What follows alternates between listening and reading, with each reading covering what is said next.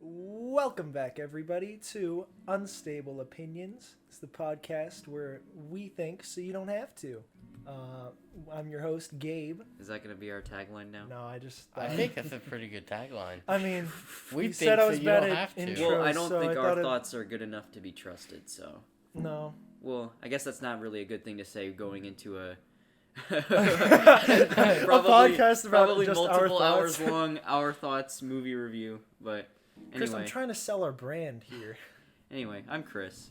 I'm Nick. I'm Gabe again. And today, we've got a very special episode, which is the first in a trilogy, which is kind of poetic, because they rhyme. The great George Lucas said that once upon a time. Stop talking. So, today is our first episode in a series of 3 weekly episodes on the entire Skywalker Saga in the Star Wars series. So, this episode's going to be the Prequel Trilogy. Next week, we're going to do the original trilogy. And the week after, which is the week Star Wars The Rise of Skywalker comes out, we're going to do the sequels. So, we're doing them in chronological order. And now that we're here at this point, and we just have rewatched all of the Star Wars prequels, I said, a lot. Yeah, I said the hard part is over now, but now we just have to talk about it. So, usually, if you're new to the podcast, the way it usually works is that we'll go around, say what we've been playing and watching, maybe do a few news stories. But because we're talking about 3 movies today instead of 1, I think we're probably just going to head right into the review. I mean, not much has really happened in the way of news anyway. Other than Black Widow yeah, trailer. like a couple trailers for stuff dropped, Yeah. like the new James Bond trailer dropped, Black Widow trailer, Crisis on Infinite Earths trailer, like you said earlier. There's nothing big to talk about, though. Well, I mean, there is good stuff to talk about. We just don't. But nothing's It's not- happened yeah, yet. not- It's like it was all trailers. It was no... Yeah, and even if there was No good content. stuff to talk about, we don't We have a really lot have. of- We have a lot to cover today. Yeah. So let's just go ahead and jump in to the Star Wars prequels. So I'm not really sure. I do kind of want to go over each one individually and say what I liked about each and what I didn't like about each. But I think overall, it might be good to just go over what we liked and didn't like about the prequels in general, because I feel like I'll kind of be repeating myself over and over again if I have to keep saying things that I didn't like for each entry and things that I did like for each entry. So, Okay, are we going to start with dislikes or likes? that's up to you guys. Okay, because... Fuck the politics. Holy crap. You can't... Okay, the prequels are how long? Almost 7 hours in total, and about 3.5 hours is politics. I don't care. Yeah. It's like, I feel like it could have been... I mean, I don't even know if I could say it could have been interesting. I feel like there is certain interesting aspects of certain things, like the... I mean... Oh, I guess I should probably say this now. Heavy spoilers for all of the Star Wars prequels, and probably future Star Wars movies. If you haven't seen any of the Star Wars movies, we Yeah, we're highly probably recommend. going to touch on a lot of Star Wars. Even though the prequels don't necessarily have the best reputation, and they are far from the best in the entire Star Wars saga, I mean, episode 3 is the best. But yeah, we still recommend watching them. Yeah. At least once each. I mean, it's a sin if you haven't seen Star Wars by now. So, I guess now that we've got that out of the way, the Chancellor being evil the whole time, it is kind of interesting to see, like, certain things about, like, him working in the background to try to give himself more power. But just a lot of stuff about, like, trade disagreements and there's just a lot of stuff that doesn't need to be There's there. a lot of talking. Like, and talking isn't necessarily bad on its own, but it's just presented in such a boring way most of the time. Like, there's so many scenes where characters are just like it cuts to different characters and it's just so many scenes of characters just giving expositional dialogue or explaining what they have to do. I'm about to make a really controversial statement, but what it feels like is watching an anime. Where instead of just getting the fight scene over with, they talk the entire time. Okay, I can see that with like Dragon Ball. Like, that is how fighting works in Dragon Ball. I love My Hero, but it's the same way. In the middle of the fight, they just start talking for like 5 minutes. But at least in My that Hero format, like they like there's action interlaced with the talking. Yeah. Here, it's there's action sequences and there's talking sequences, and the talking sequences take up way more time than they should. Way too much I feel time. like what I liked and disliked about the prequels is pretty like black and white. There's no gray area. They had exciting scenes, and I loved those. And then they had the boring ass scenes, and I hated those. And there are ways that you can make those scenes exciting. Like there is ways to get exposition across without like just having characters explain things. Like George Lucas, right? So the creative mind behind all this. I feel like I should. So, what? Nick just dropped my phone off the desk by pulling on the charger. All right, just restart. No, we're fine. George Lucas. You can say a lot of different things about him. I think by a lot of accounts, he is a creative genius. He created this entire world. You know, he has this whole backstory and this whole plan, which I guess by certain things in the original trilogy he might not have planned out as much as he says that he did with Luke and Leia being brother and sister. But so by a lot of accounts, I do think that Lucas deserves a lot of credit for what he was able to achieve in these movies, because even like, you know, people complain about the overuse of CGI, but a lot of it was groundbreaking technology for its time. And it is really impressive, the world that he was able to come up with and, like, the story and everything. But I feel like in terms of the prequels, after he made the original trilogy, I feel like his reputation as a creative genius kind of led to him having way more control over all aspects of the production than he should have. And that kind of led to, you know, he directed the movies, he wrote the movies, he was heavily involved in the editing of the movies, and just a lot of... Like, because of that, his shortcomings kind of shine through more than, like, most people would have liked them to, you know? Yeah. I feel like he put a lot of work into the editing and transitions. Yeah. The transitions. A lot. Yeah. He did. I mean, watching them now, after being so long, I can understand a lot more than I did before. Yeah. From what's actually happening in the story. Like, Yeah. I'm not just paying attention to just the lightsaber fights. Yeah. See, I can understand a lot more, but I'm even more bored than when I was a kid. Yeah, because I don't feel like George Lucas is getting his story through the best way. He's not a great writer. Yeah. In terms of, like, character back and forths and dialogue. is not. Yeah. The romantic dialogue in these movies is some of the worst I've seen. But so even, like, bad. you know, we were talking about the political scenes and stuff and the exposition. It's just characters explain things way more than they need to sometimes. And sometimes it's better... Like, there are ways to tell a story without having a character explicitly say something. Okay, one thing. Okay, in episode 3 when he's talking about Darth Plagueis. Yeah. Like, you know how in, like, Pirates of the Caribbean 5, they did that whole flashback scene when he's talking about Jack and how they killed him and all that? Yeah. They show this whole flashback. Mm-hmm. I wish he showed a flashback to him killing Darth Plagueis. Well, see, I would think that... Because we've never seen Darth Plagueis before. Well, that scene, that opera room scene, I was actually going to say, I feel like this is in episode 3. That's an example of them doing it right. Because instead of having him just explain, like, you can get powers from the dark side and stuff, he tells a story, and it's like, it's implied that he had something to do with the story, but he kind of leaves it ambiguous, and he's just, like, uses the story to say, like, hey, you can get this power, and it's like, the effects that it has they come across better through him telling it through a story rather than him just saying, hey, you can get this power and then you'll be able to do this. I mean, we kind of feel like we can sense the temptation that he's feeling as well. It kind of puts us in Anakin's shoes in that moment. Yeah.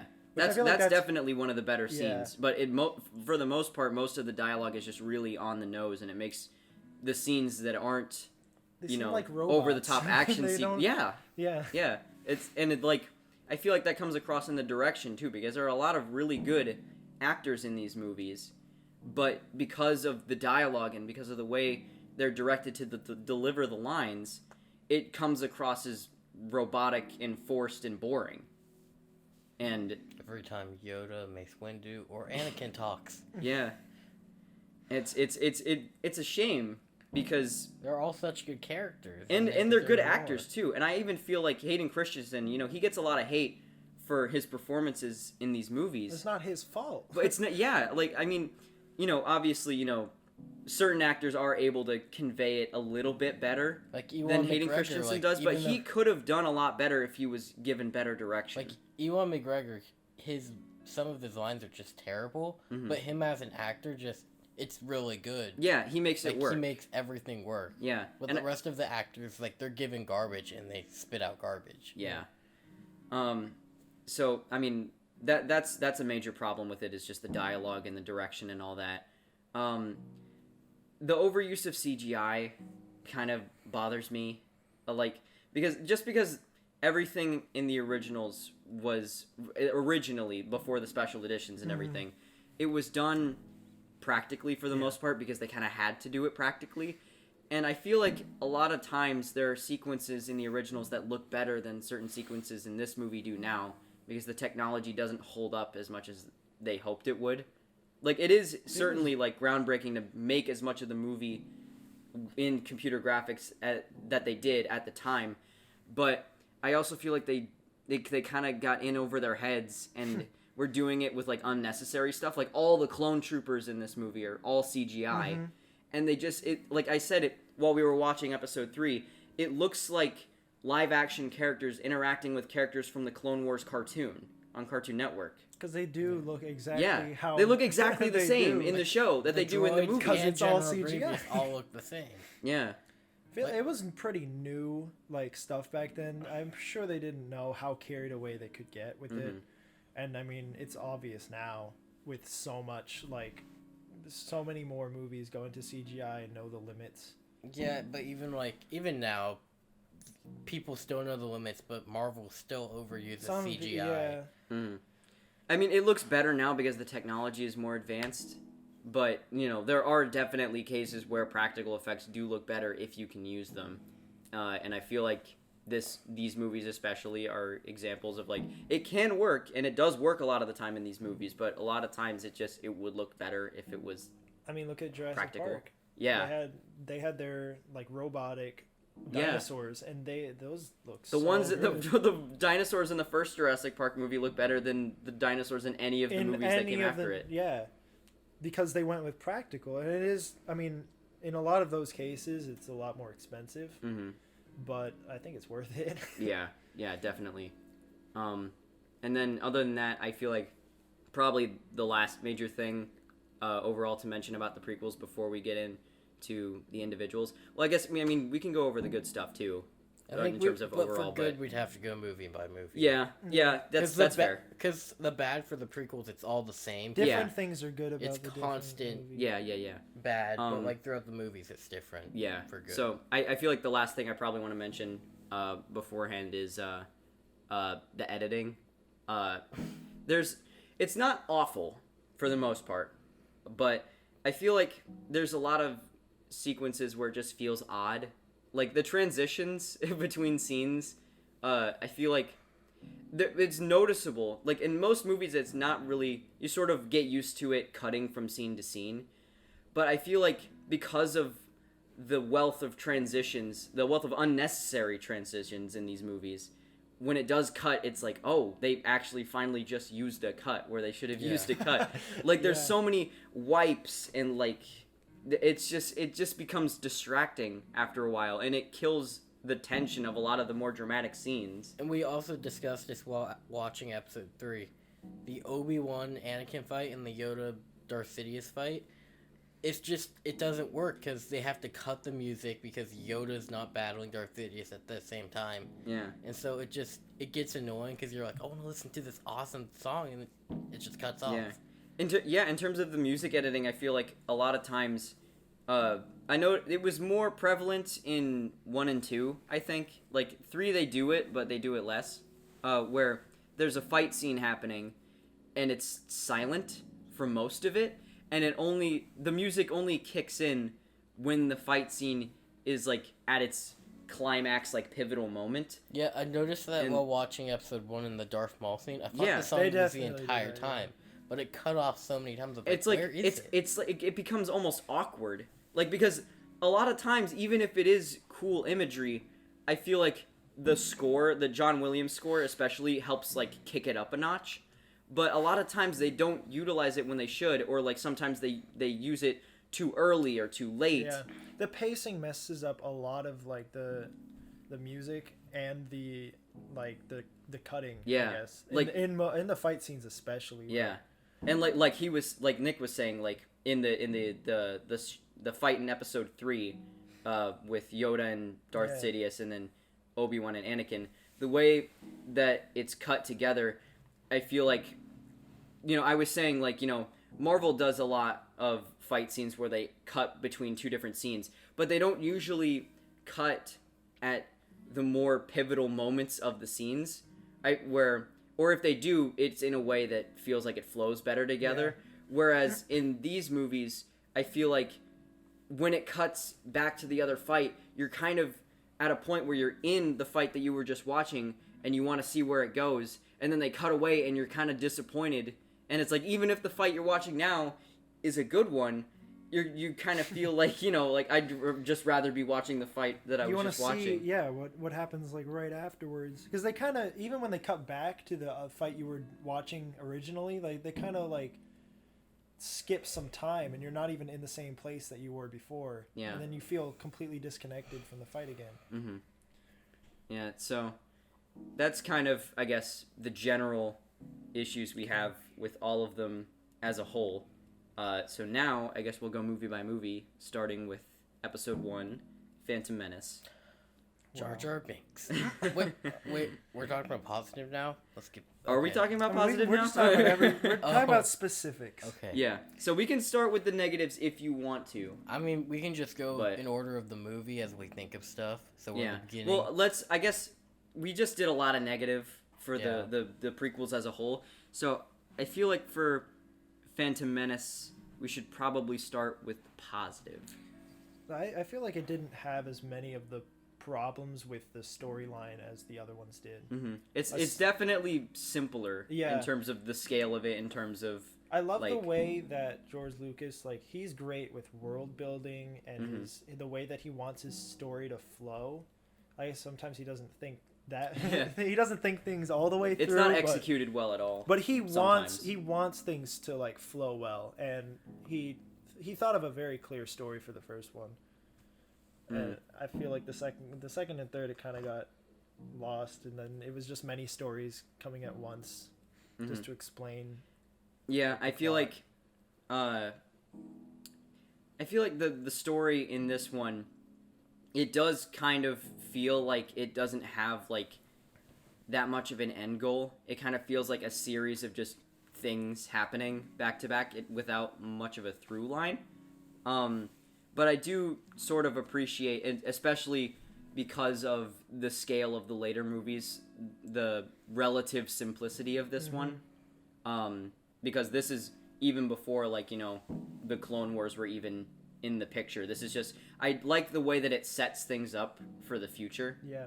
I feel like that's mostly what it exists as to me, is a setup for things to come. That's what the galaxy should One thing be. that Qui-Gon in the first movie, he's like, everything happens for a reason, so I like how the first movie was everything was happening for that reason. We're gonna talk about good things.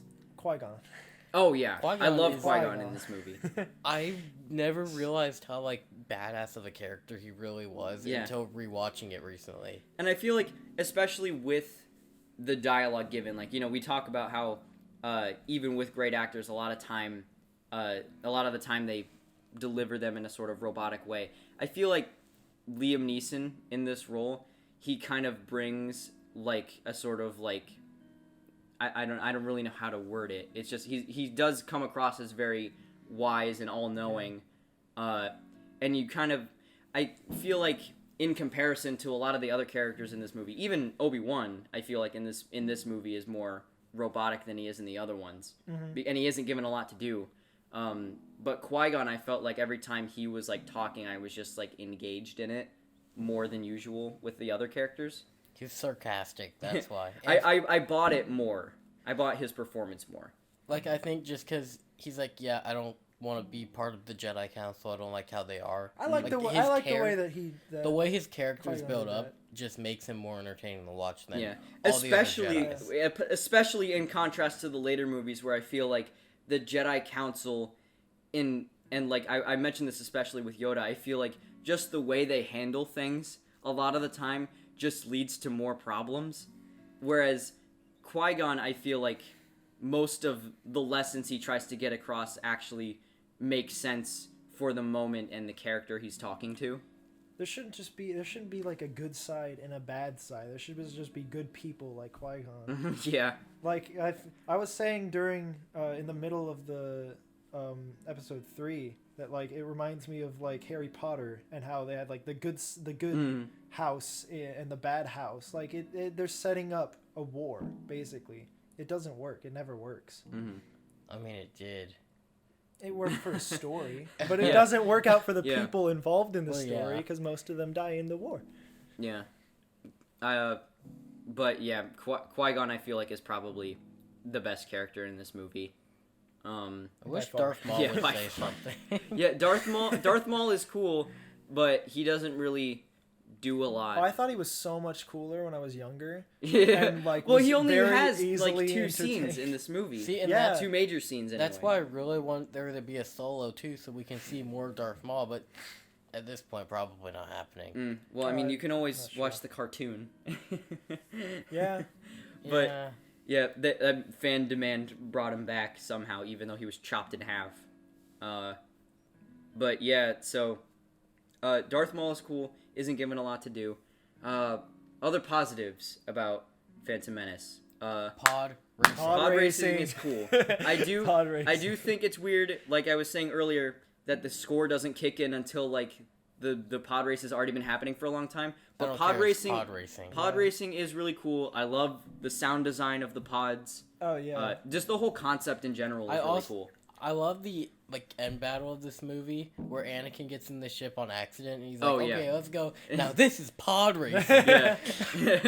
Just that really worked out. That played well together. And that does kind of like convey the fact that he's like super strong with the Force just natively. Like just the fact that he's able to get in the ship and know what to do. Yeah, that's good like character building that I feel like I'd want more of later on, and it didn't deliver as much, but it did well in the first one. The the character development was much better. Yeah. What else? Other positives. Okay. I like, so in terms of the prequels overall, but episode 1 is kind of what kicks it off. I do like the way it expands the Star Wars universe. Like I do like the new worlds and species and characters and all that. The execution of the actual story within that world is flawed, but I do, it is very obvious when you watch this movie and the other movies that George Lucas has a vision. He's of what the world is. That's what he is. Yeah.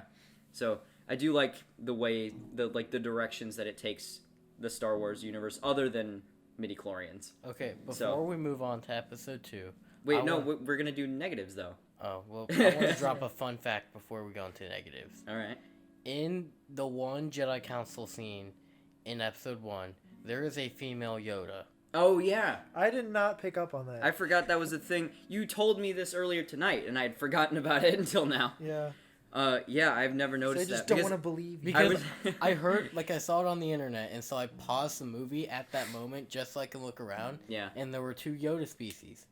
And I was like, oh god, there is a second one. It's weird that they would include the female Yoda and not bring it back. Not touch on it ever again. Maybe she died. I mean, maybe, but it's just, you know. Maybe she had baby. The and council then died. stays relatively the same throughout the Now, movies. how did you know it was female? Like, what? Because it said on the internet her name's Yaddle. Do you ever read Wikipedia? Come on, I do my research. I mean, did it I look watch- any different? I watched a YouTube video. Did Yaddle look like more? We're gonna look feminine? at this after. I will put a really, picture on the screen. I'm really hoping it's not like Miss Pac-Man style With just femininity where it's just lipstick and a and a bow bow on and top. eyelashes. Oh God. Looks like a I gremlin. yeah, God, I hope it's just like, you know, I mean, I don't even know what I want it to I be, don't but know what I I know what I expect. don't want it to Yeah. be. Oh So, God, it's what- disgusting. what really? We're getting a live Okay. viewing of Oh, Yaddle. okay. You know what? That is not bad. I don't think that's bad. That's different from what I expected. That's much better than what but I it's what much I better than what yeah. I feared. But Yeah. she does look really like older than Yoda. Not really. I mean, Compared to Puppet Yoda, because that's This another is thing. probably a puppet. Yeah, because but like I was saying, I probably didn't notice that on a rewatch because I do typically pay more attention to those kind of things when I rewatch movies. But I think part of the reason I didn't notice it was because Yoda was originally a puppet in Episode 1, but they replaced him with CGI when they re-released the movie. So I was paying more attention to Yoda in that scene because I feel like Yoda's voice when he's a puppet and Yoda's voice when he's CGI, even though it's the same guy doing the voice, Frank Oz, I feel like just the way it's performed is different when it's just a voice compared to when he's actually puppeteering Yoda. So I felt like that the puppet voice contrasting with the CGI Yoda was kind of distracting a little bit, and it was different than when I had originally watched the movie. So I was paying a little bit more attention to that and didn't notice the female Yoda in the background. I think I was just blind. Yeah. Yeah, I just didn't care that much. Yeah. Didn't pay. I mean, I was trying to. Honestly, when I was watching the first two, I was just trying to understand the story a lot better than I had before. See, I enjoyed the first one because the story was thrown at you, pod racing, like that was enough for me. When I Yeah, got that to the was pod nice. racing time, I'm like, this is pod racing. Let's Now go. this is pod racing. All right, so now that we've got that out of the way. Oh wait, one more positive thing. I think I mentioned this briefly. John Williams' score for all the Oh, movies. all the movies. But- yes, Duel of the Fates is introduced in this movie, and it's probably the best battle theme in all of Star Wars. So It's one of the best battle. it's themes, one of them, like, definitely. throughout many movies. yeah. Like Just John Williams has never disappointed with Star Wars scores. I think Duel of Fates might be my second favorite, but my third favorite is my first favorite is from the third movie. It's Anakin versus Obi-Wan. Oh, okay. Well, Duel of the Fates is worked into that one though. So, all right. So now we've got that out of the way. Negatives.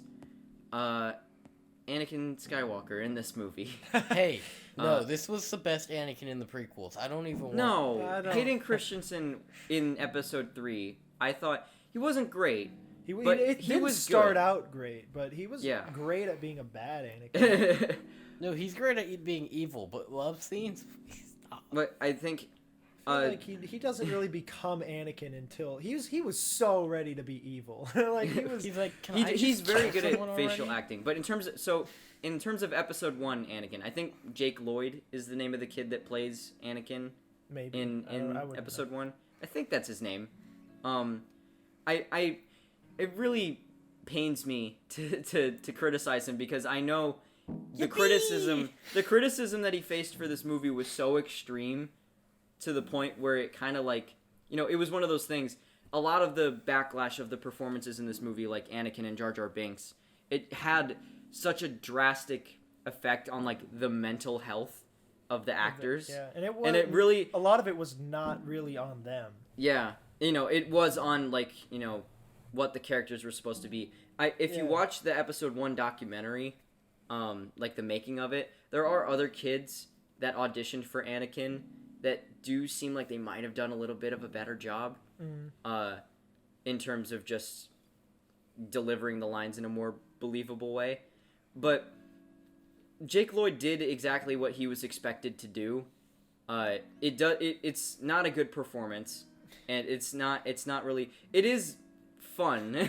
It but did make for a good. It does definitely feel like just a kid reading their lines instead of a character, like an authentic character.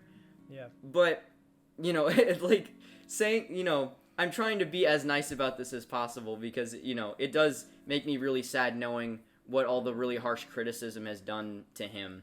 But it's not a good performance. Yeah. And I only enjoy the performance because of the video. They took his. We were talking about it. The episode 4 video. Oh, they took his voice. Oh, They yeah, took yeah, young yeah. Anakin's voice and put it Darth into Vader with young Anakin's voice. Yeah. That's hilarious. That's the only reason I respect him. Yeah, I do enjoy.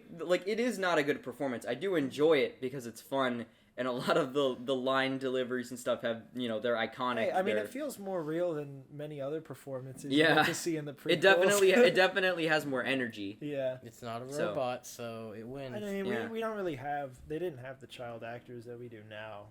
We have very talented child actors in some things right now.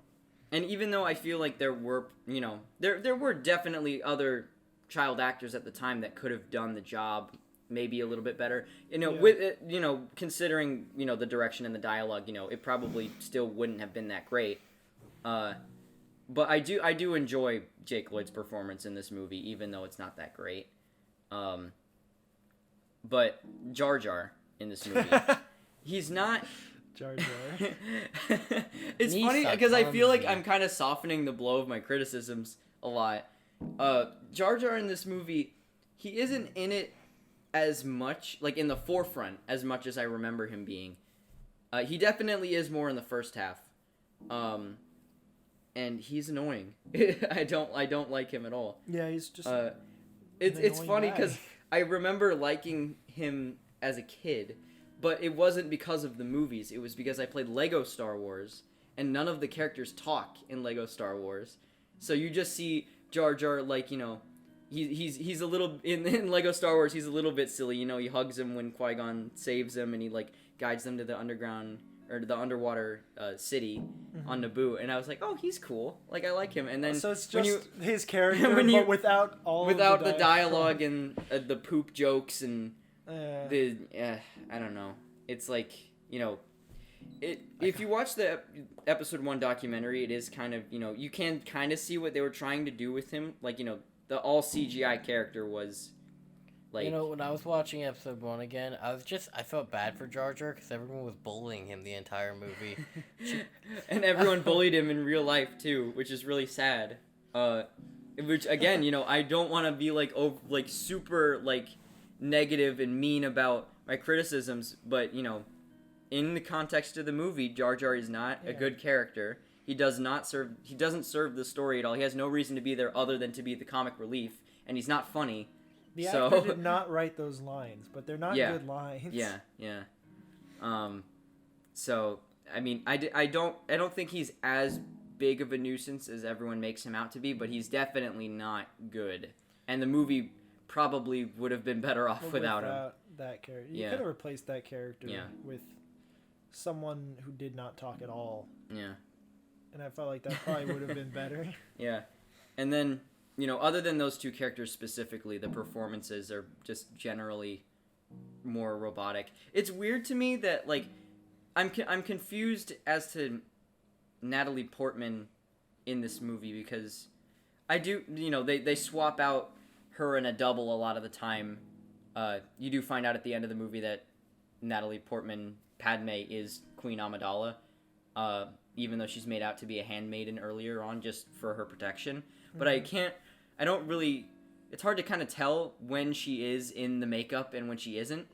But it's weird I could tell because Natalie Portman's hotter than the other actors, so it's easy to figure it out. But it's weird that when she's in the makeup, she does like the British, like almost British, like stern voice, like politician voice, and then when she's not, she just talks like a normal person. Very soft. It's similar to how Leia in episode 4, which we'll get to in the next episode.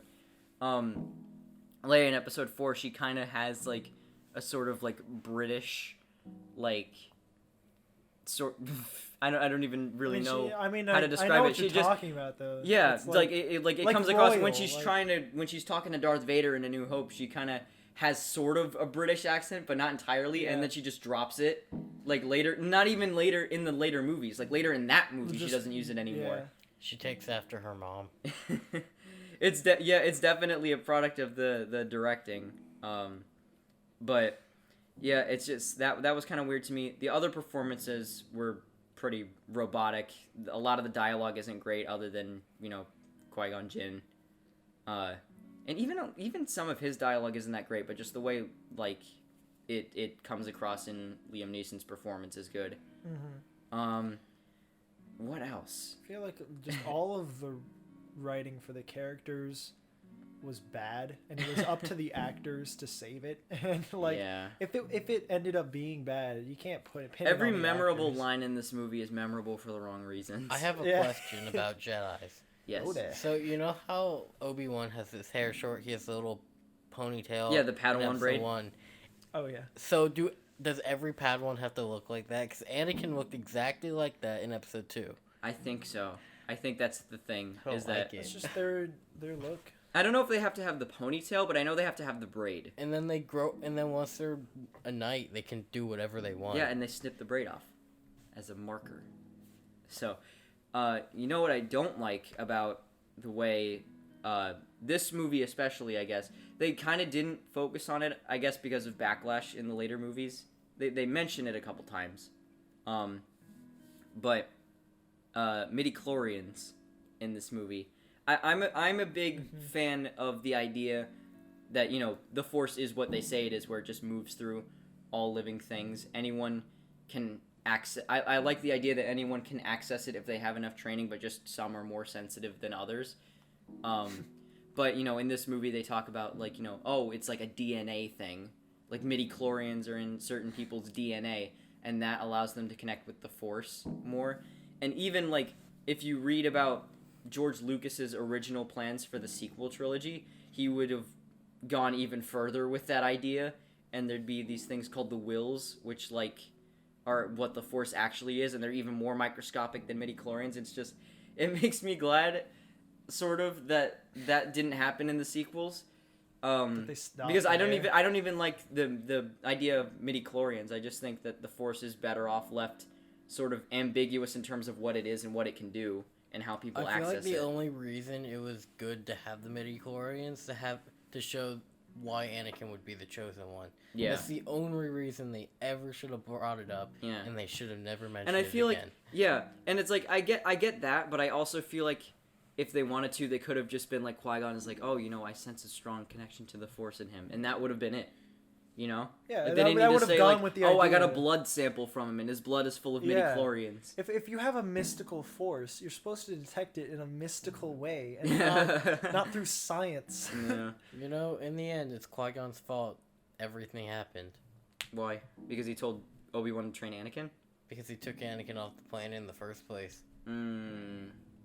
Well, I feel like it's the Jedi's fault. I feel like it's Jar Jar's fault.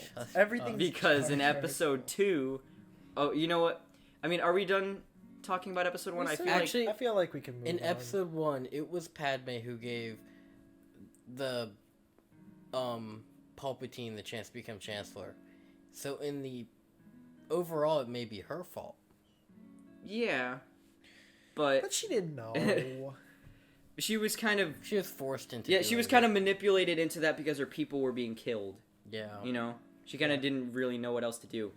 I do want to say, I don't know if I mentioned it, the action sequences, in general in the prequels, but also in Episode 1, I feel like sometimes they have a tendency to be a little bit over the top, and there are some times where I feel like it gets a little bit overwhelming, and it might be nice to just focus it a little bit more. I feel like the later movies, not really in terms of release date, but like in terms of the original trilogy and the sequel trilogy, the ones that come after this chronologically, they do kind of handle certain things a little bit better, where less is more.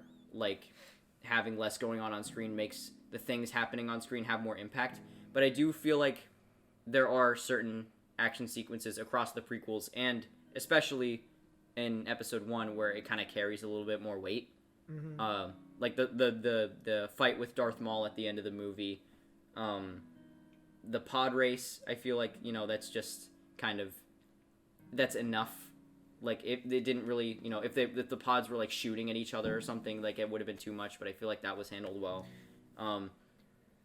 But yeah, that's kind of. I just wanted to make sure I mentioned the fight at the end because I don't think we mentioned it and I liked it. They learned a lot more about like action and action sequences for like after the originals, but they were a bit more like together with like I guess with what they wanted to happen with the story in the originals. Yeah, and the limitations kind of limited what they could do, and then once they had access to the technology, they were like, okay, let's just go crazy. Yeah, they didn't have to be more simple, but I feel like it would have paid off a lot more. Yeah, just it depends on the situation. So, in general, episode 1, do we want to give rankings to each? Ratings? I think we should do ratings at the end. Okay. So just in general, episode 1, I like certain things about it. It's not a great movie. I don't know if I would want to watch it again. Yes. It's better than episode 2, I'll give it that. Everything's better than episode 2. Episode 2 is, in terms of, we haven't rewatched the other ones recently. Or at least I haven't anyway. I haven't. But in general, and I still hold this opinion after watching it again, I feel like episode 2 is probably the worst Star Wars movie. Yes. Yeah, no, there's no argument. Yeah. I feel like out of every prequel, episode 2 has the most of what's wrong with all of them. It has the most boring exposition, political talking scenes. It has the most horrible romantic dialogue. Romance scenes. It doesn't have as much Jar Jar as episode 1. Okay. But it does, In episode 2, Anakin, to me, it seems like Anakin is just giant pervert. He's just touching her. I don't This like is it. not It how makes me people feel fall in love. Yeah. That's not love. I don't know what it is. Yeah. It's just script. Yeah, It's not I was telling you this earlier. I think you might have been there too, Gabe. The scene where the infamous scene where they're on the balcony and he's like, I don't like sand. It's coarse and rough and irritating. It gets everywhere. Yeah. Not They like kiss you. right after. Yeah, that. they literally that's the pivotal. She looks at him and they moment. kiss like as if she was like, oh my god, like he has such a way with words. I was like, really? Like that's what's gonna make you like after all the perverted stuff that he's like. I mean, he hasn't really done anything that bad. He's just acted in a creepy way towards her, and she did not reciprocate his feelings at all. But that's what made her go, okay, I think I'm in love with this guy. Okay, I think I'm gonna. I think kiss him now. she just kissed him to shut him up. Like, what is he talking about? But right after, she was like, I shouldn't have done that. So yeah, she really shouldn't have done that. She probably shouldn't have done that. So, I do think that's the biggest problem with episode 2 is the focus on their romance, because the romance is not convincing in the slightest. It's not written well. I'm not it feels very forced. It feels like Padme especially goes from not being interested in Anakin at all to being completely infatuated with him with almost no reason to be. They don't have a lot of natural chemistry. There is a little bit, but it's not really enough to the point where I would say oh yeah, I buy the fact that they're in love. I mean, because they have to keep telling each other that they're in love with each other. It should have just been from the beginning that Padme had feelings for him. Yeah. But instead, they made it this whole creepy Anakin's a pervert love story. I'm just like, I don't think they're very doesn't work. Throughout the prequels. They're not very good at being gradual with things. Yeah. With the love between Padme and Anakin, and with Anakin becoming a Sith Lord. He just was instantly bad when he saw Palpatine getting killed or about to die. I do definitely think that is a problem, and I feel like it's especially apparent with the romance, just because I do feel like it does go from one scene to the next, where the last scene she had no interest in him, the next scene over they're kissing. And with like no prompt. I feel like Anakin turning to the dark side over the course of the movies is a little bit better, just because there's better than the love. It's not like to the point where like you do feel like he should be doing the evil things that he does in episode 3 right off the bat, which I guess we'll get to when we start talking about episode 3. Yeah. But there are little bits that they plant in the movies, like the Tusken Raiders in this movie, where you kind of see that anger being played out a little bit more. Yeah. Whereas in terms of the love, it's just kind of Anakin saying all these things to Padme, and then just Padme suddenly deciding to change her mind for no reason. And that takes up a huge chunk of the movie. And that's like, I mean, honestly, if you cut that stuff out, I feel like a lot of the other stuff in this movie is pretty good. Like the Obi-Wan Boba Fett side story, best side story. Yeah, I do really like. I'm a fan of the Clone Wars. Like, yeah, it's. I'm a fan of the Clone Wars era in general. So seeing the setup to that, where like, because the ethics of the clone army in general are kind of questionable, and you do see the Republic in this movie kind of being like uneasy about it, because they weren't even the ones that requested it. It was kind of like it was kind of part of Chancellor Palpatine's plan to like have the clone army and then eventually Order 66, have them wipe out the Jedi and have them all be on his side, make the Empire. Yeah. But it is cool to see Obi-Wan, he goes through the clone factory, he sees them all being trained, they all become an army for the first time, and there's the first proper battle of the Clone Wars at the end of this movie, which I thought was awesome. Yeah. There were definitely great moments in this movie. But there's just I feel like I liked the ending of it, and I like episode 1, I like how it sets up things for the future, but just other than that stuff, what you're left with is just a romance that's not convincing in the slightest, and political scenes that are boring and give you no reason to care. I mean, I think that's a general thing with all the movies. You take out the romance and the politics, and you leave in the action, and you have a good action movie. Yeah, and I feel like they did kind of cut that down. They cut down the romance a little bit in episode 3. They didn't have enough time in episode 3 to put romance in there. Like, so they focused on it in this one, and it's worse for it. If we're gonna move on to episode, are we gonna move on to episode 3? Let's talk about the final battle before we move on. Because we mostly focused on the negatives. Other than the romance, I mean, same thing with episode 1, and to a lesser extent episode 3. Robotic performances for the most part. I feel like Obi-Wan is much better in this movie in episode 3 than he is in episode 1, because episode 1 they don't give him anything to do, so he's just kind of delivering dialogue that's boring. He was much more like Liam Neeson was with his character. Yeah, he's becoming that wiser character, and he has more of a sense of humor too. Yeah, especially in episode 3, but more so in episode 2 than in episode 1. And there is much less Jar Jar in this movie than in episode 1. And I was going to say this earlier, but I wanted to wait until we talked about episode 2.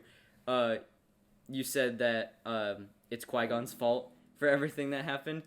In this movie, when Padme goes away to Naboo for her own safekeeping because of the assassination attempts, Jar Jar is made senator in her place, and he's the one that grants emergency powers to Chancellor Palpatine. And if Chancellor Palpatine didn't have emergency powers, he wouldn't have been able to do anything that he does later on, or reign for as long as he did, or create the Empire. So in a way, it's kind of Jar Jar's fault that the Empire is a thing. Leads it back to being Padme's fault because she put him in charge. That's true. But who would put Jar Jar Binks in charge? That's actually a stupid idea. It is very funny to me that like everyone in this movie, like, they treat Jar Jar like a friend, and like, I mean, they are friends with him, but he was pretty much exclusively a nuisance in episode 1. Hey, but like, Obi-Wan comes in, he's like, "Oh, Jar Jar, good to see you." In episode 1, he did release all the big bombs and killed so many droids himself. Yeah, but he was the commander of an army, and then they got surrounded, and instead of like, you know, he's just like, one of his soldiers was like, what should we do? And he's like, Misa surrender. Misa surrender. And the only reason they didn't all die was because they shut down, because Anakin shut down the droid mothership. A 10-year-old did everything for them. Yeah. So. But what if he died? Nothing would have happened. I mean, he might actually be dead. We'll get to that. We'll get to that. We'll get to that. Sequels. But, episode 2, I guess let's talk about the final battle. And the scene in the beginning, with the assassination attempt and them chasing after the big boom boom. Yeah. Well, I mean, I don't even really remember how this movie starts. They land a ship and it go. Oh yeah, they're like, oh yeah, see, I told you there'd be no danger, and then the ship instantly explodes after he says that. But I'm more talking about the scene with Obi-Wan and Anakin chasing after the person that tried to assassinate Padme with the worms. That's a good scene. Yeah, it's like Except that's it takes so long, like that. Yeah, I think the biggest problem I do have with the prequels is every sort of ship scene is just extended for a really long time. I feel like that's the case with a lot of the action scenes too. I feel like a lot of them could be more concise. A lot of them, some of them shouldn't be. Some of them are good the way they are. But I feel like a lot of times there are certain scenes, like I felt this way about the pod race. I felt this way about the scene where they're chasing the assassin, where it's anytime they're in a ship, even the beginning scene in episode 3 where they're going to General like it's exciting. Ship. But the more you drag it on, the more you're kind of like sitting there like, okay, let's move on.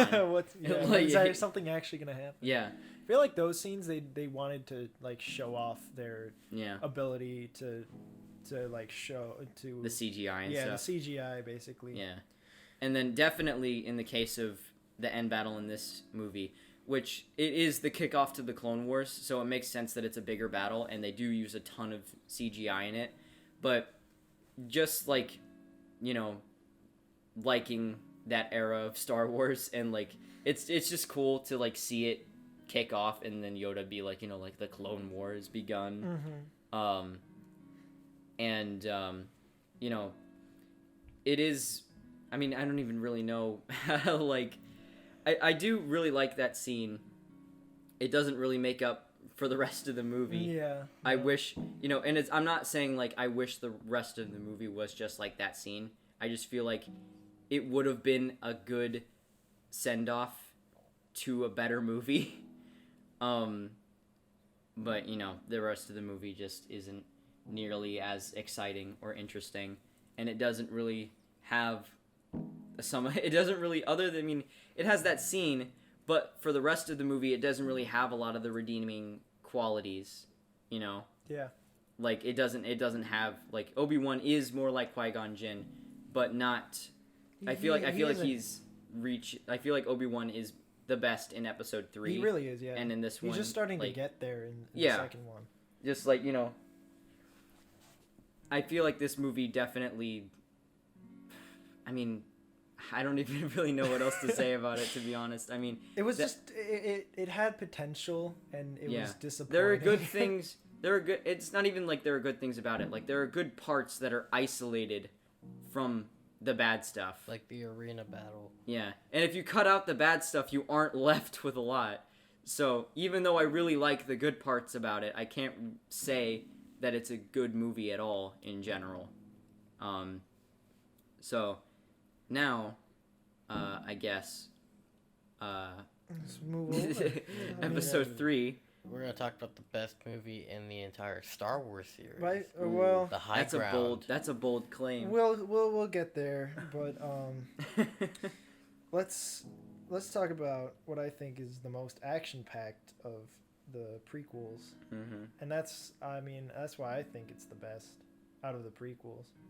I definitely think this episode 3 overall has the most, whereas episode 2 had the most like bad things about the prequels in one movie.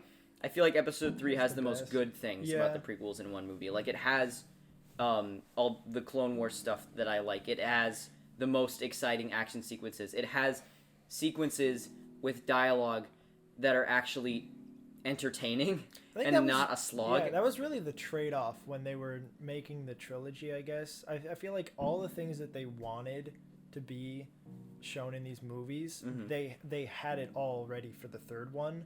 But to have a movie that good, you Yeah. had to have a It movie is- like the second episode. Yeah, like I have heard this said before, and it definitely does seem like it when you watch this movie, that this is the story that George Lucas wanted to tell the entire time. Mhm.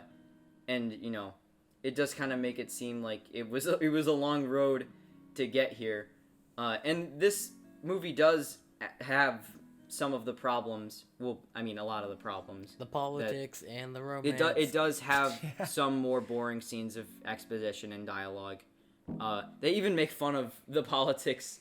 Like Obi-Wan is like. I think it's just Ewan McGregor. He just like, can I change all my lines to making fun of the politics? Because I'm tired of it. Like they're like trying to get out of like going to the meetings. Yeah, and it's like you everything, and, earned this meeting with the politics. Yeah, he's Now like, let's all right, see but you owe me Obi's." one. I guess. You owe me one, Obi-Wan.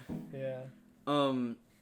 But yeah, I feel like Anakin in this movie, I feel like has the most personality. I feel like Hayden Christensen, even though he was not great at all in Episode 2, but you know, that is, you know, even then it wasn't entirely his fault. I feel like in this one, he does a lot of really good acting with his face, Mhm. like his expressions and everything. It really shines when he becomes evil. Yeah, and like, you know, his dialogue delivery isn't great for a lot of things, but I do feel like I can't really picture anyone else playing Anakin. Yeah, no, you're right. Like I do feel like he was the right choice to play the character, and he does bring a lot to the character, to where I feel like I wouldn't rather someone else play him.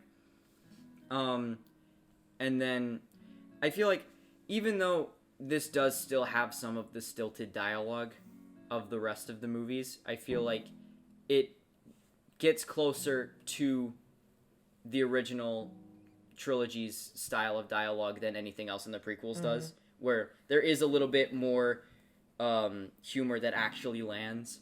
There is a little bit more, you know, like I said, dialogue that's actually interesting. It's just all around, even though it does carry over some of the negative aspects of it, like the wealth of CGI, some of the editing. It was characters I actually liked to watch. Yeah, it Doing was things that genuinely made sense. despite all of that stuff. Mm-hmm.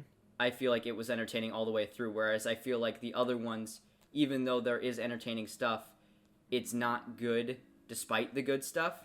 Whereas I feel like this one is good despite the bad stuff. What really makes the difference between all three of them is how different the character development was throughout all three of them. Yeah. Like the pacing is always the same.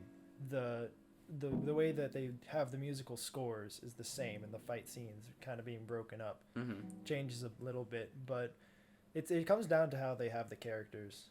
I feel like it was the best in this one. Oh yeah. Yeah, even Mace Windu, like we were talking about how he sounds like a robot in the first two movies, but he finally has like a personality in the third movie. Yeah, a lot of characters have way more personality in this one. Except Yoda, but whatever. Well, yeah, I mean, Yoda gave up. On yeah, it, man. I'm not a huge fan of Yoda in the prequels in general, just because I feel like he does teach a lot of the wrong lessons. Look, I'm not a and, fan of the way that everyone just gave up on Anakin and excluded him and made him into like they probably should have known what they were doing. Yeah. When they treated him I feel like the that, only especially person who knew... being so close to the Chancellor and being suspicious of the Chancellor like they were. They should have known. I'm pretty sure Yoda knew what was gonna happen because the only person who knew what was when they were on doing Coruscant, Yoda's like, if you look at those, you're gonna be disappointed. And it's like, if you knew, why didn't you stop it? Yeah. Like the Jedi should have been like a bit wiser with the way that they were treating Anakin, and then Yoda should have just not given up on him immediately and been like, well, he's gonna become Darth Vader, I guess. Like, you can't help that. Yeah. You could have. like there's no hope for him. Just give up on him. Yeah. Which makes Luke Skywalker a better character in the originals because he doesn't give up on him. He does not. Just what Yoda should be. Yeah. There's a couple of really good action sequences in this movie, especially, you know, the ending fight between... Well, before we talk about the ending fight, let's talk about Hello there. Oh yeah. God. I gotta be honest, I wasn't as big of a fan of that fight as I remembered being. Like, I remember that fight being cooler, but I felt like it didn't make sense for the droids around Obi-Wan to not shoot him. Even though General Grievous said not to, it's like literally any one of them could have shot him while he was fighting him, and it would have been over in an instant. I don't get any of those scenes as like, this one's mine, and then everyone just stops. Not even just in Star Wars, just in general. Just in all movies, and like when they see the fight going south, it's like, well, that one's his. I mean, you can't mess with him. Yeah. Even if he dies. Yeah. I think it's just those type of scenes are really funny to watch, where everyone just sits back. It's like, oh, movie time. Yeah. Who's gonna win, even though there's so many of them on the enemy side and he's completely outnumbered. Yeah. And then like the clones show up and the droids still don't shoot Obi-Wan. They shoot the clones. They should probably shoot Obi-Wan. I mean, General Grievous would probably kill the droids himself if they started shooting Obi-Wan, because he'd be like, it's my fight. Yeah, well, he's not very good at it, is he? I mean, it's better than them losing their leader and then all dying. Yeah. I mean, they were all gonna die anyways. Yeah. They're just stupid droids. Who cares? But I mean, other than that fight, I did really like the intro sequence, with the starship fight. Obviously the end battle between Obi-Wan and Anakin. I feel like I didn't like the fight between Palpatine and Yoda as much, and I didn't like that they kept cutting back to them.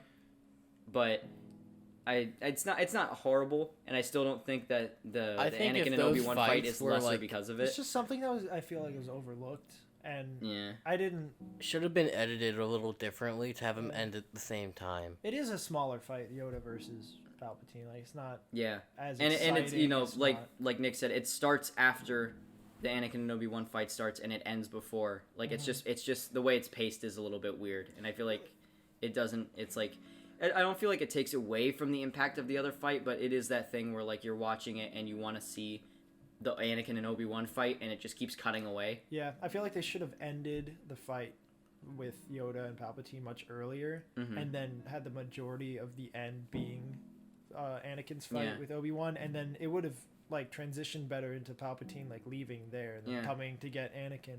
I feel like it probably even would have been more impactful if like the scene of Obi-Wan walking away from Anakin's burned body was paired with Yoda flying away, being like, I must go into exile, I've failed. Just to kind of drive home the fact that they're the only ones left and they both failed and they need to go into hiding. Kind of like the Jedi is all broken up. You really don't know where, like, they don't know what they're going to do from there on. And you can feel it a lot more. I love the way that the characters were shown in this one. Yeah. So in general, I feel like this does improve on a lot of the things that the other prequels kind of lacked in or did poorly. The one thing I feel like this one does much worse than the other two is the scene transitions and the editing. I feel like they really got carried away. I feel like we're about to have a giant problem when watching 4 through 6 because we don't remember what those movies are like. I did watch those movies more recently than I watched the prequels. I feel like I remember the characters being better. Well, I'm talking about in terms of the transitions and the editing. Yeah, I don't remember.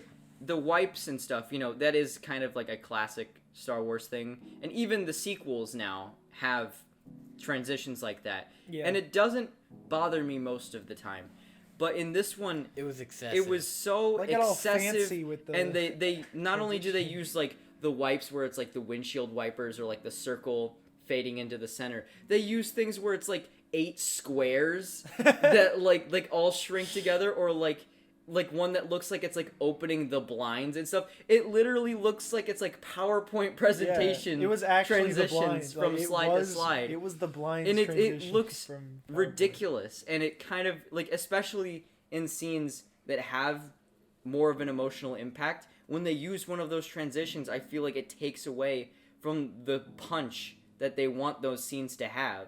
Like the scene where Darth Vader, in the Darth Vader suit at the end of the movie, and Palpatine, they're looking out at the Death Star being constructed, and it fades out with the circle fading into the center to Tatooine. I feel like that, like, they should have just cut. I mean, if they were gonna do that, when they did that, they should have, like, had the circle go around the sun, then zoom out. But they're not that smart. Yeah, it's literally like a Looney Tunes cartoon where the circle, the black circle, centers on a character's face and then pauses and then closes again. That's what it feels like.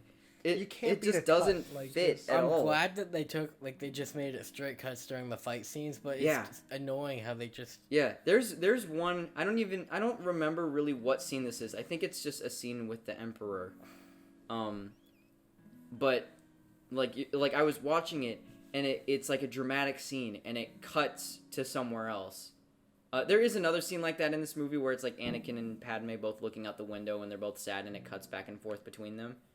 And that was good. But there was one cut at the end of this movie where it does just cut from one scene to the other. I was like, oh my god, they actually just cut to that scene instead of using a cheesy transition.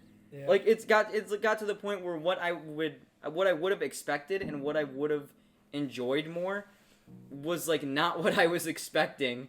So when it did pop up, I was like, oh, what a nice surprise. They did something right for once. And I feel like if out of all of the movies, I feel like this was the worst movie for that to be a problem, especially because of how dark it is, how dramatic it tries to be a lot of the time. And then they use these cheesy cuts. Yeah. You were invested in how the story was going. Yeah. Because even though the humor that is in here does work more than it does in the other ones, I feel like, there is a lot more stuff in here where it is darker with Anakin, turning to the dark side, killing the younglings, doing all that sort of thing, Order 66. Yeah.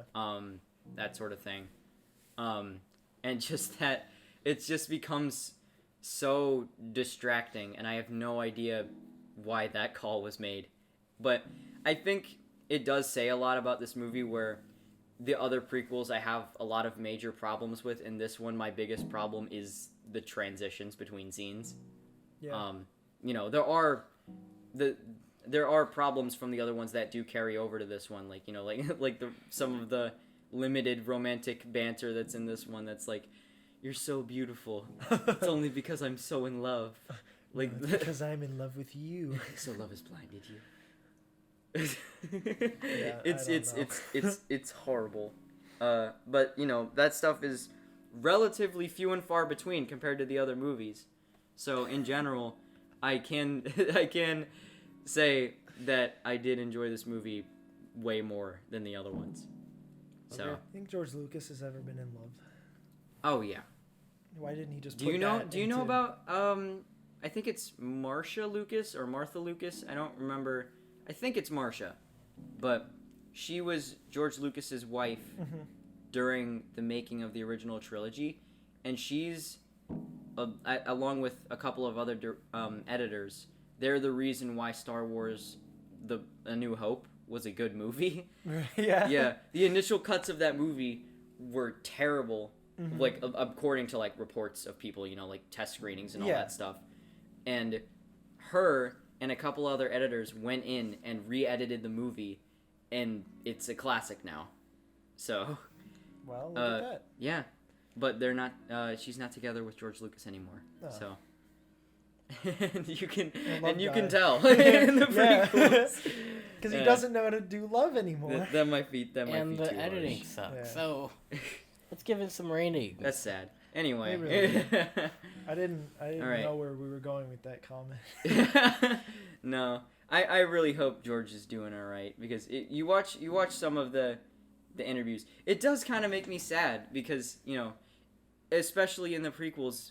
And the originals, of course, but he had less involvement with some of the Empire Strikes Back and Return of the Jedi. He was involved with on like a producer level and a creative control level, but in terms of the writing, directing, the prequels, for all intents and purposes, are George Lucas's unaltered vision, for better and for worse. But it is sad, to hear him talk in interviews about those movies, they were like my children. You just keep shitting on them. it is sad to hear him talk about not only the backlash, but also how he sold Lucasfilm to Disney because he figured he doesn't have enough time, I guess, to do or energy to do the things that he would want to do with a sequel trilogy, and he knows no one would want to see it anyway. Even though the prequels do have a huge, compared to other cult followings, the prequels fan base is much more vocal. Yeah. And there are people that have like the high ground. Good one. I'm I'm not fist bumping you for that. He wants to be praised. I'm not going to let it happen. It's not. No, that was not. Okay, so Anyway, he does talk about that stuff, and seems... it does make me sad a little bit. But I do think the sequels are much better movies in general. But we'll get to that when we get to that episode. But the Star Wars episodes 1, 2, and 3. So I guess we'll just go in order. Star Wars review. So, I guess what we'll do, just go episode by episode, final thoughts and ratings. Chris, start. All right. Episode 1, it's not good. There are things that I like about it, and there's also a nostalgia factor to it, just because, not only because of Lego Star Wars, but also just because I'm pretty sure it was my first Star Wars movie. So I do kind of have a sort of attachment to it, because it was my introduction to the series. And there are good things about it. Like, I do like certain characters, Qui-gon Jinn. I do like the certain fights, like the end fight. Darth Maul's a cool character. But just in general, there are a lot of things about it that that could have been handled a lot better and executed a lot better to make it a more entertaining and more interesting movie. So I give it 4 Jar Jars out of Binks. Good. Amazing. I'm trying to figure out what the number is, but I'm not gonna try anymore. All right. Okay, I'll give it Nick. 6 purple lightsabers out of 10 red lightsabers. I see. Yeah. After seeing it with my fresh eyes after so long, I realized the first one is not as good as I remembered. Yeah. It had charming moments though. Jar Jar ruined it, and Qui-Gon fixed it. So I'm going to probably balance. Yeah. I'm gonna rate it, 7.5 Liam Neeson's out of Liam Neeson's Nissan. Liam Neeson's Nissan is Nissan a Nissan? We'll get to that. And when the Obi-Wan show comes out. Yeah. Oh, that's gonna be great. I hope he's in it. He has to be. It would be wrong if he wasn't. Yeah. Okay. So, now, episode 2. You're starting again. We're just going in the circle. Yeah. Episode 2. The ending is cool. The rest of it sucks. 1 out of 5.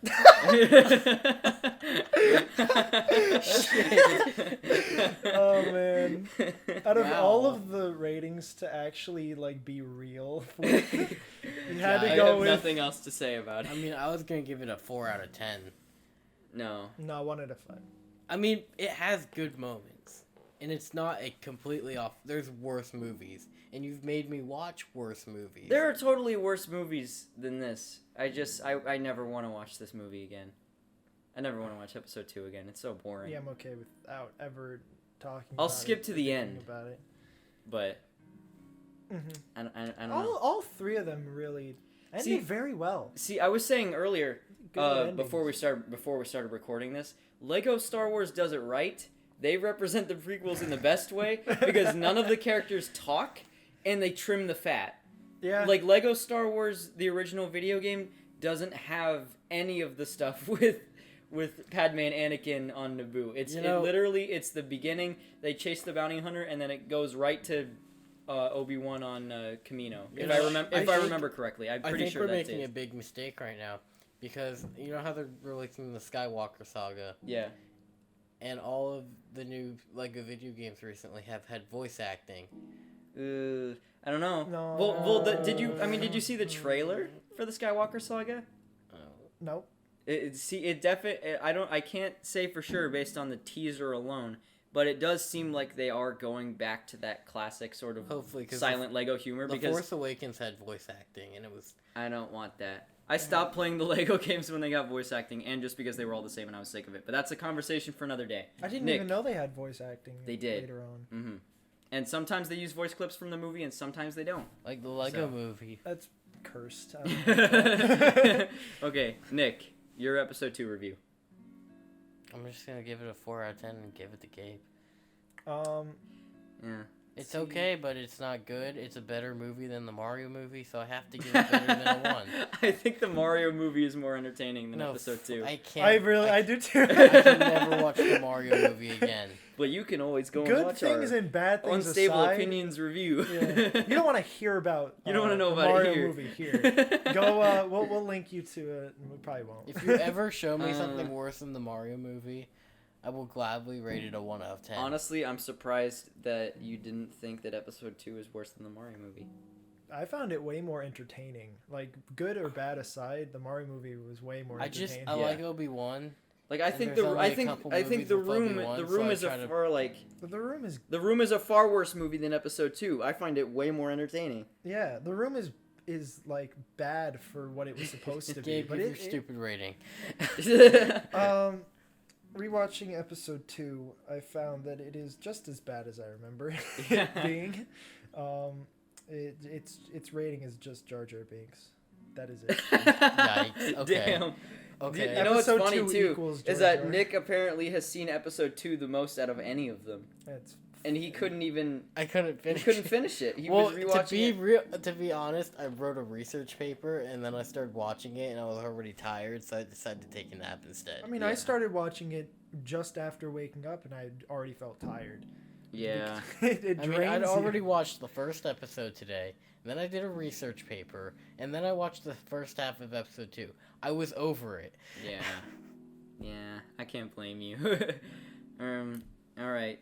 So, God, my chair is making the friggin' fart noises again. Yes. I Or just it could just be Gabe farting. I but feel you know, that I just feel the need to clear the air every time that happens. Why I do you need to bully me. not sit in a squeaky chair when we you didn't record. fist bump me. You deserved that. All right. Dude. So, Do it. episode 3. Do it. It's definitely the best of the prequel trilogy by far. It does. I feel like it accomplishes what the other movies should have been from the start. I feel like I if think the he's other about to prequels, offend me. if the other prequels were as good as this movie, I feel like the prequels would generally be held in much higher regard. But they aren't, and that's just what it is. But episode 3 is a good movie. I give it. What's a good rating for this one? Be funny. Just be funny. I give it another happy landing out of the high ground. Wow, he did the memes. Oh my god. Oh no. He took that from me. Yeah, what are you gonna do now? I was haunted by the rating that you should have never given me. No, that was just the exact things that Nick was gonna use, so now he has nothing. Yeah, I'm broken now. I'm just gonna do it. Is that your rating? That's Is the rating. I'm going to give it 8 dead younglings out of 10 dead younglings. Ooh. You had to go there. I had to do Wow. it. I'm sorry. Is a dead youngling a good thing in this scenario? Yeah. Is winning losing here? I mean, Anakin thinks dead younglings are good things, so yeah, it's good. Gabe, you can go. I mean, episode 3. Wow. Lucas. Wow. Great moves. Keep it up. Proud of you. I'm going to give it 8 out of 10 chosen ones. That sounds like a cereal. The chosen ones. Chosen O's. It's just like a burnt up Anakin. It's like Star Wars Lucky Charms where the marshmallows are supposed to be like lightsabers and stuff, but they just look like blobs. So Lucky Charms. Chosen O's. Yeah. They're supposed to look like unicorns. They just look like a mess. So actually just Lucky Charms. Yes. Do you have Lucky Charms? Probably. and I'm pretty hungry. So we're gonna go eat some Lucky Charms and think about what we have just done with our lives. We're gonna take a moment to contemplate what we've done here today. Yeah, we love you guys. We will have please subscribe. We only much have better content to talk about next week. Yeah, we hopefully this conversation, because of the gigantic mixed bag that the prequels are, I feel like was all over the place, but hopefully we'll be able to talk way more about good stuff going forward next week when we do episodes 4 through 6. It was hard trying to like explain what I found like wrong with the movies without trying to be insulting, because it does. I do feel really bad for a lot of the people that were involved with this movie that had to face the backlash, like especially the kid that played Anakin in episode 1 and the guy who played Jar Jar, because they were both really heavily impacted by the backlash. But it's like, even though I hesitate to criticize them because of that, in like a lot of the stuff that happened wasn't really entirely their fault. It just, that doesn't automatically make the performances good. Yeah. So it's not really something you can ignore. It's just disappointing because of the like what you knew it could have been. Yeah. And it's not ever going to be that. At least I feel like there's a lot of other Star Wars stuff surrounding the era of the prequels that elevate it. Like, especially we got the memes out of it. Yeah, we got the memes out of it. The Clone Wars, the story, both Clone Wars cartoons on Cartoon Network were really great. Oh, the Clone Wars was top notch. Yeah, all the expanded universe novels and stuff. People are mad because that stuff isn't canon anymore. But as far as I'm concerned, anything is canon if you want it to be. Yeah. So as long as it works, I don't see why not. But yeah, so I mean, in the end, it could have been more than it was. Could have been better, but the movies were very influential and they meant a lot. And at least episode 3 ended off the trilogy. They got to where George Lucas wanted it to be. Yeah. I think all he really wanted to do was direct that final battle. Yeah, but I mean, there was a lot more to the story that he had that he didn't know how to bring it in. But he wrote. I mean, it was a good story. Yeah. Just not executed. I still wonder in when the originals were coming out, because I guess even though I do feel like he sort of exaggerates how much he had planned out from the start when talking about the entire plan for the Star Wars movies. He did kind of imagine it as at least the original trilogy and the prequel trilogy. So when Empire Strikes Back came out, everyone was calling it Star Wars 2 at the time. But when it released, it did have the subtitle Episode 5. So I still wonder, like, if there was, like, significant confusion surrounding it, because there was, like, TV interviews with, like, Mark Hamill where he talks about, like, there is going to be prequels and stuff. Yeah. But initially, for people just going into it, like, not knowing any of that, I wonder if they're like, what? Like, what happened to that? Oh, you remember that cool space movie? Yeah, they made a second one, and then they go in and it's like the fifth one. Like, did we miss 4, like, well, I guess 3 other movies? And then they re-released, Star Wars, the first one, as A New Hope, Episode 4, and it was just, I guess the more it was kind of conveyed to the public what it was supposed to be, the less the confusion was. But I can only imagine being in the theater and seeing Episode 5 and being like, what? A good majority, what does that mean? Yeah, a good majority of it was like kind of made up as they went along. But it doesn't mean it wasn't genius. Yeah, Star Wars in general is genius. It's a genius. The world of it is genius. George Lucas was amazing, and I can't wait to talk about the genius of the original trilogy next week. Hopefully, it's as good as I remember. I did watch it recently, and I really loved it, but I am going to watch it again. So, I mean, it's a classic. Yeah. It's great. Amazing characters. We'll have a lot. This is our preemptive review. I mean, but you don't want to hear about it here. You don't want to hear about it here. Come back next week, and we'll have loads to say on the topic. This has been great. Thank you for coming. Thank you for listening to us go off on tangents. Don't try like it. we always do. We have the high That's ground. what Yoda said. Don't try it. Actually, that's what Obi-Wan said. Guys, we have the high ground. I thought you were just saying do or do not. There is no try, but far worse. Just don't try. Don't try. Please end my That was misery actually now. a threat. All right, we love you. Thank you for listening. Bye. Bye. Bye. The Cricket Wireless commercial. Bye. Oh God.